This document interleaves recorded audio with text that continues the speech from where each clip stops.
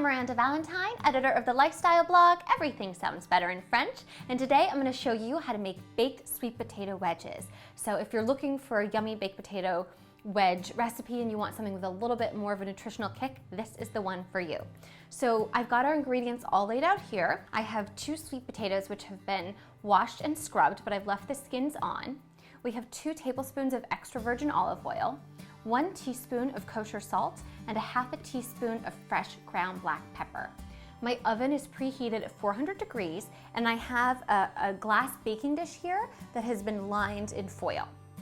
So what we're gonna start doing is making wedges out of these sweet potatoes. So it's really simple to do. These are a little bit larger than your regular average potato, so it's gonna require like some muscle, so just bear with me. You're gonna need a really sharp knife for this. So we are gonna cut them in half lengthwise first. So do that. Okay, almost there. Just go in parts if you need to. Oh, la la. Okay, so now flip it over and we're gonna make a total of 6 wedges out of this one potato. So you're gonna make 2 even cuts. So one about here and then one about here so that you'll have 3 mostly even wedges. That's what we're going for. So cut down. And again, beautiful. So see, 3. And we're gonna do that with this one. And again. Okay. Now we're gonna do it with the next one too, and we'll be right back. Okay, so now we have wedged our sweet potatoes and we have a total of 12. I'm gonna get this glass bowl and I'm gonna put in the olive oil and the salt and the pepper.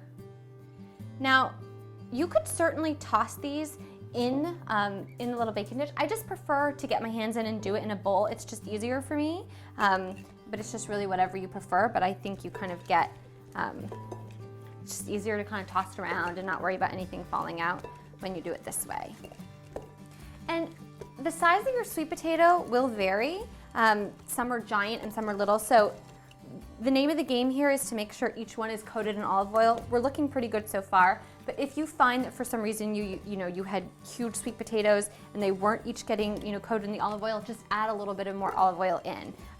The last thing we want is for these to get dry. We're not going to cover them in foil when they bake, so we don't want them to dry out, and the olive oil will help to prevent that happening, but this is pretty good so far. Okie dokie. So now what we're gonna do is transfer them to this little baking dish.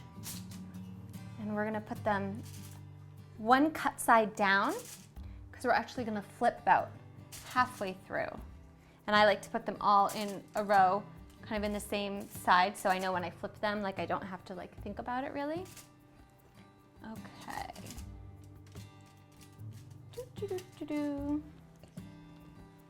Try to get all these little guys in here. Delightful. Okay. So now we're gonna pop them into the oven, which again is at 400 degrees. Total time is gonna be anywhere from like 35 to 45 minutes, depending upon the oven and the size of your wedges here. The important thing to note is that we are gonna flip them halfway through. So at about minute 20, we're gonna check them. If they're nice and kind of brown and toasty on the cut side down, we're gonna flip them over and let them cook for the remaining time until fork tender. So we're gonna check back in about 45 minutes. Okay, so it's been 35 minutes. My beautiful sweet potato wedges are all baked, golden delicious, still kind of hot, but they are nice and soft on the inside, just like a baked potato wedge should be. This is so easy and certainly a more vitamin-packed way of having a nice baked potato wedge. There you have it. How easy was that? That's how you make baked sweet potato wedges. Thanks for watching. Make sure to subscribe.